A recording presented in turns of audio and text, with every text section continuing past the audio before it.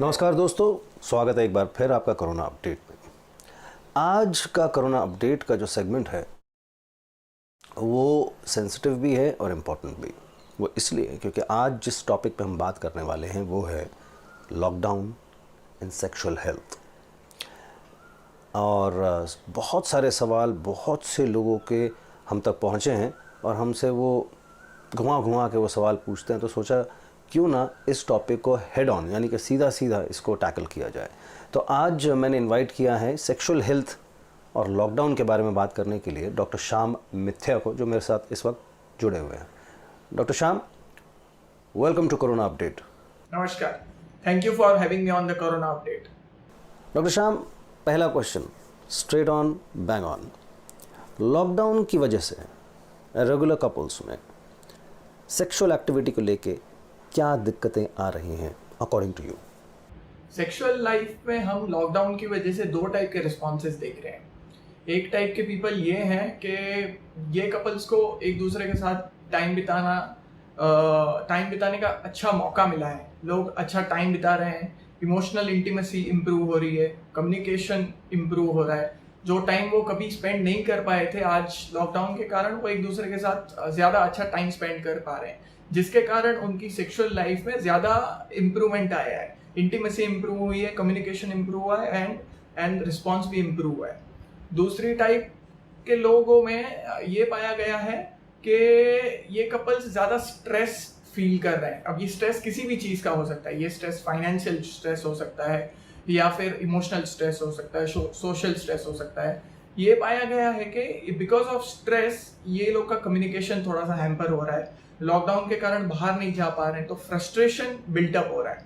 And ये frustration की वजह से या फाइनेंशियल स्ट्रेस, ये स्ट्रेस की वजह से दो टाइप की दिक्कत आ रहे हैं। एक तो इरेक्शंस में भी लोगों को दिक्कत आ सकती है या आ रही है, एंड डिजायर, जो एक इच्छा होती है, एक डिजायर होता है, उसमें भी प्रॉब्लम बढ़ रही है कुछ लोगों की। तो इसका ट्रीटमेंट भी काफ़ी आसान है। इसमें अगर हम स्ट्रेस पे अगर फोकस करें तो मिनिमम काउंसलिंग के साथ और मिनिमम मेडिकेशन के साथ ये जो टेम्पररी सेक्सुअल लाइफ अफेक्ट हुआ है वो इजीली उसको इम्प्रूव कर सकता है। उसमें कोई ज़्यादा दिक्कत नहीं है। It is completely and easily treatable. Doctor साहब, अब जो मैं आपसे पूछना चाह रहा हूँ इस क्वेश्चन पे, इस टॉपिक पे बहुत सारे मीम्स बन चुके हैं, बहुत सारे जोक्स आ चुके हैं और वो चल रहे हैं। दे आर ऑल फनी कि सेक्सुअल एक्टिविटी बढ़ी है, लॉकडाउन में लोग हैं, अब जनवरी में ज़्यादा बच्चे होंगे and all that. But on a serious note, India वैसे ही दुनिया में नंबर 2 पॉपुलेशन की कंट्री है और अब इस वक्त लॉकडाउन चल रहा है, तो सीधा सवाल, क्या लॉकडाउन की वजह से सेक्सुअल एक्टिविटी बढ़ी है, उसमें बढ़त हुई है? और अगर हुई है तो क्या इससे जो हमारी ऑलरेडी ओवर पॉपुलेटेड कंट्री है, क्या उसके बर्थ रेट में इंक्रीज या बढ़त हो सकती है? ओके, तो जैसे हमने देखा कुछ लोग ऐसे हैं जिनमें डेफिनेटली सेक्सुअल एक्टिविटी बढ़ी है और ऐसे भी लोग हैं जिनमें सेक्सुअल एक्टिविटी अफेक्ट हुई है। अभी जिन लोगों में बढ़ी है उसमें क्यों बढ़ी है ये हम देखेंगे।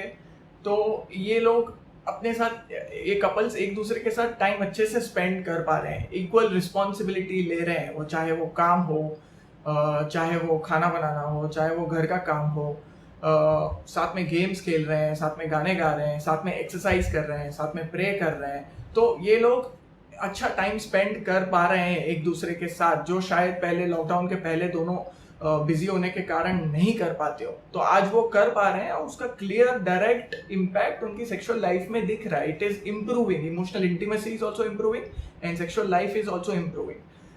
का सेकेंड क्वेश्चन था कि इसकी वजह से क्या बर्थ रेट इंक्रीज होगा। I don't agree to that. शायद 19-20 हो सकता है, बट इसके कारण डायरेक्टली बर्थ रेट बढ़ जाएगी ऐसा होना 19-20 हो सकता है। 1965-1971 के वक्त ऐसा लॉकडाउन हुआ था, उसके बाद इंडिया में बर्थ रेट इंक्रीज हुआ था। लेकिन आई थिंक 2020 में इट इज़ थोड़ा सा डिफरेंट। लोग थोड़े से ज़्यादा अवेयर हैं, एजुकेटेड हैं, कॉन्ट्रासेप्टिव यूज़ पहले से थोड़ा बेटर है।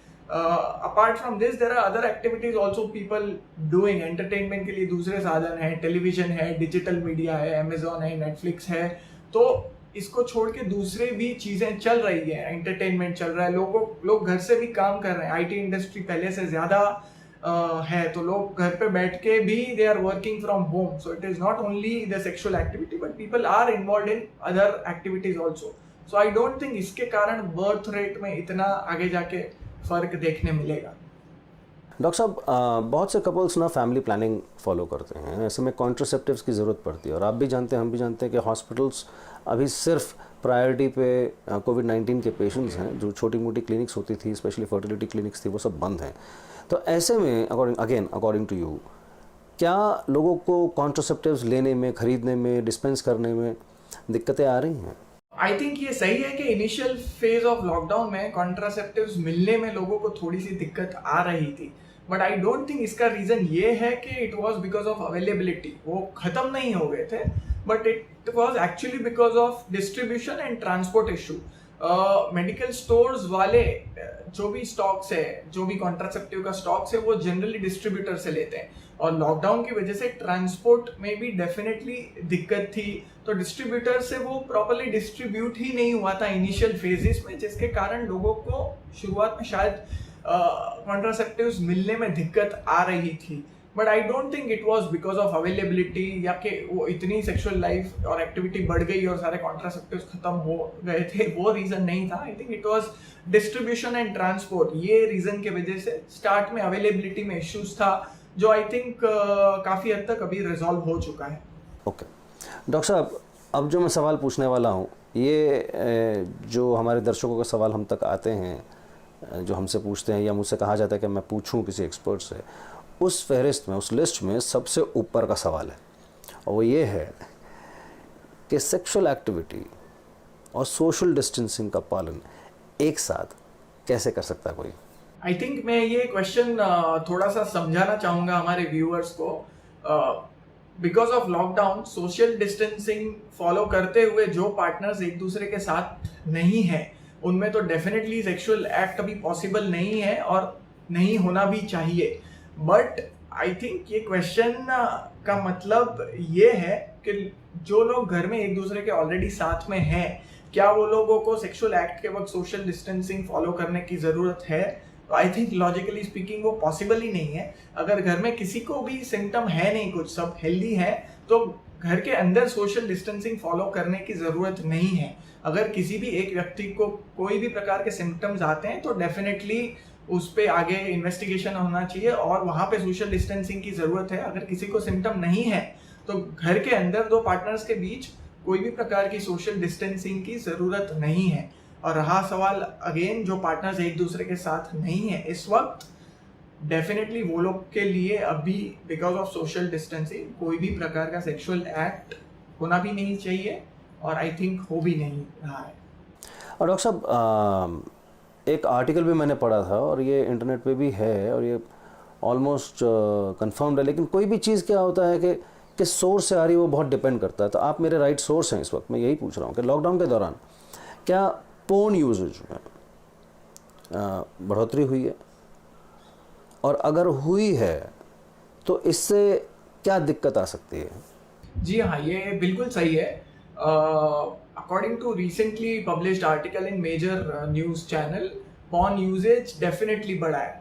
The article also said that because of daily soap और स्पोर्ट्स में नया कंटेंट नहीं है, तो उसका यूजेज कम हुआ है. मूवीज का यूजेज और मूवीज के रेशो थोड़ा सा बढ़ा है. सबसे ज़्यादा जिसका रेशो बढ़ा है वो है पॉर्न यूजेज.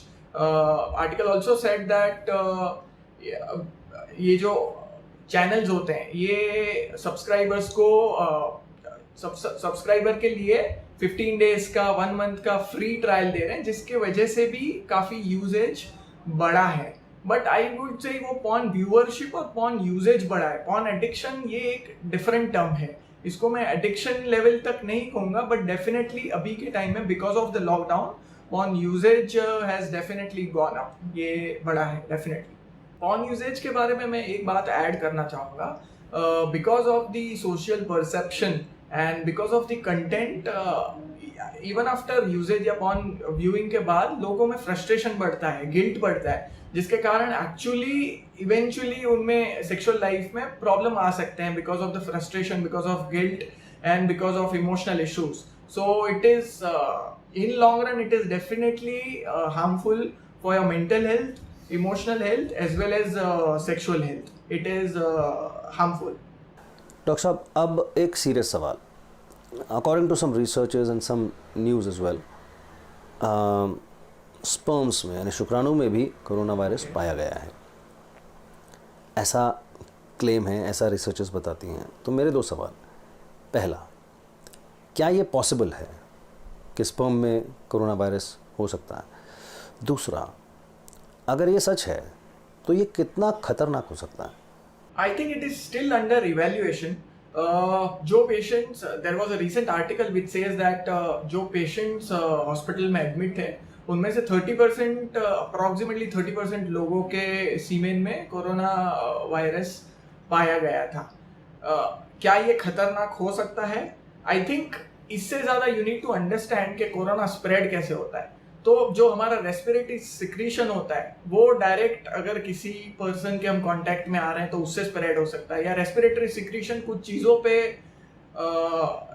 पे गिर रहा है, जैसे वो सब्जी हो गई या कोई चीज़ हो गई या हैंकरचीफ हो गया या किसी पे वो गिर रहा है, वो चीज़ अगर मैं उठा रहा हूँ और मैं वायरस के डायरेक्ट कांटेक्ट में आ रहा हूँ तो वो स्प्रेड हो सकता है. तो सेक्सुअल एक्टिविटी के वक्त एनीवेज अगर आप वो पर्सन के साथ इन्वॉल्व हो रहे हैं तो रेस्पिरेटरी सिक्रीशन इतना आप नजदीक में आ रहे हैं तो उसी से वो स्प्रेड हो जाएगा. वो स्पर्म्स की वजह से स्प्रेड होगा और आपको कोरोना होगा, वहां तक का तो पॉइंट ही नहीं आ रहा है. तो खतरनाक से ज्यादा आई थिंक आपको ये समझना ज्यादा जरूरी है कि वो स्प्रेड कैसे होता है. वो रेस्पिरेटरी सिक्रीशन से होता है. तो स्पर्म में अगर पाया जाएगा भी या पाया नहीं जाएगा उसका इतना ज्यादा सिग्निफिकेंस है नहीं. लास्टली मैं इतना कहना चाहूँगा कि कोरोना से डरने की ज़रूरत नहीं है. आप सोशल डिस्टेंसिंग फॉलो कीजिए, लॉकडाउन को अच्छे से फॉलो कीजिए, हाइजीन को अच्छे से फॉलो कीजिए. ये कोरोना ख़त्म नहीं होने वाला है. जैसे ही लॉकडाउन में थोड़े से रिलैक्सेशन आएंगे, हमको ये जानना ज़रूरी है कि हमने जो जो चीज़ें सीखी हैं, हमने जो हाइजीन सीखा है, सोशल डिस्टेंसिंग सीखी है, हमको इम्यूनिटी डेवलप करनी है, एक्सरसाइज रेगुलरली करना है, ये सब चीज़ें अगर हम आगे जाके अच्छे से कर रहे हैं तो हम डेफिनेटली इसको अच्छे से इस चीज़ से बाहर निकल पाएंगे. Well doctor Shyam, I know that you are crunched for time. आपने फिर भी अपना वक्त निकाला, हमसे जुड़े. मैं हमारी तरफ से ये डेंजरस क्वेश्चन से आपके लिए बहुत सिंपल क्वेश्चन, और जिस तरह से आपने जवाब दिया है, एक क्लैरिटी के साथ जो आपने जवाब दिया, मैं उसके लिए आपका थैंक यू कहना चाहता हूँ. Thank you very much. Thank you for having me on the corona update. Well दोस्तों, अभी सवाल और भी हैं, जवाब और चाहिए, एक्सपर्ट्स और भी हैं, टॉपिक्स और भी हैं, बहुत कुछ है. लॉकडाउन चल रहा है और फिर एक्सटेंड हो गया है. वेल मैं मिलूँगा आपसे कोरोना अपडेट के अगले एपिसोड में. तब तक आप अपना ख्याल रखिए, खुश रहिए, लॉकडाउन को एंजॉय कीजिए, सेहतमंद रहिए, क्योंकि सेहत है तो सब कुछ है. अब देखिए care world TV live streaming care world TV live app पर iOS और एंड्रॉइड पे उपलब्ध. www.careworldtv.com पे भी उपलब्ध है. कृपया सब्सक्राइब करें हमारा care world TV YouTube channel.